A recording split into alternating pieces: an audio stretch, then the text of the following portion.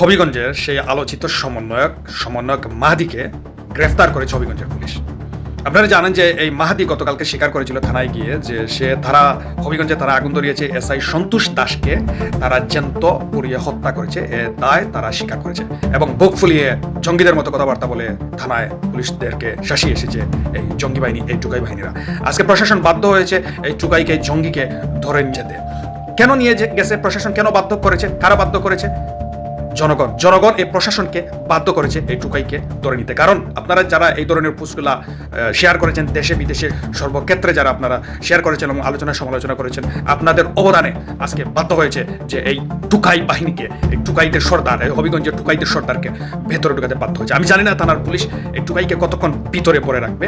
যদি না পারে তাহলে আমি মনে করি স্বাধীনতার পক্ষে সপক্ষের শক্তিদের হাতে এবং বাংলাদেশের পক্ষের শক্তিদের হাতে এই টুকাইকে ছেড়ে দিন, আর জনগণই পাবলিক বিচার করে দিতে পারবে ইনশাআল্লাহ। কারণ এ ধরনের দেশদ্রোহীদের সর্বোচ্চ শাস্তি কি তা আপনারা ভালো করে জানেন। এই টুকাইরা 2 দিন পর দেশে অরাজকতা সৃষ্টি করছে, জ্বালাও পুরাওয়ের সাম্রাজ্য কায়েম করছে এই জঙ্গি, এই টুকাই বাহিনীরা।